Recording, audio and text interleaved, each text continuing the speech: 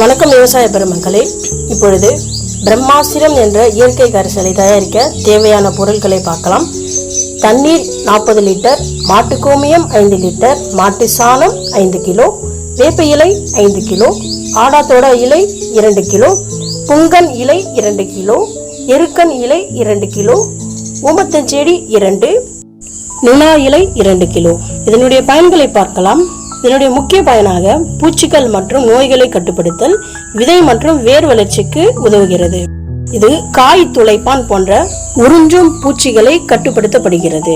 வேர் அழுகல், வேர் கரையான் மற்றும் வேர்ப்புற நோய்களில் இருந்து பயிர்களை பாதுகாக்கிறது. அது மட்டுமல்ல, ஊடுபயிர், தட்டை பயிர், ஓரப்பயிர் மூலமாகவும் பூச்சிகளை கட்டுப்படுத்தலாம். ஓரப்பயிரான ஆமணக்கு, மக்காச்சோளம் போன்ற பயிர்களை விதைப்பதன் மூலம் பூச்சிகள் முதலில் அந்த பயிரை தாக்குங்க, அதுக்கப்புறம் தான் பெரிய பயிருக்கு வரும். இதனால பூச்சி பெரிய அளவில் பயிர் சேதம் வராது. அப்படியே வந்தாலும் இந்த பூச்சி கரைசல் கொண்டு அந்த பூச்சிகளை தவிர்க்கலாம். எனவே விவசாய பெருமக்களே, நம்மிடம் இருக்கிற இயற்கையான பொருட்களை வைத்துக்கொண்டு பூச்சி கட்டுப்பாகையும் இயற்கை வளத்தையும் பாதுகாக்கலாம். இதனால் அதிக மகசூல் நமக்கு கிடைக்கும்.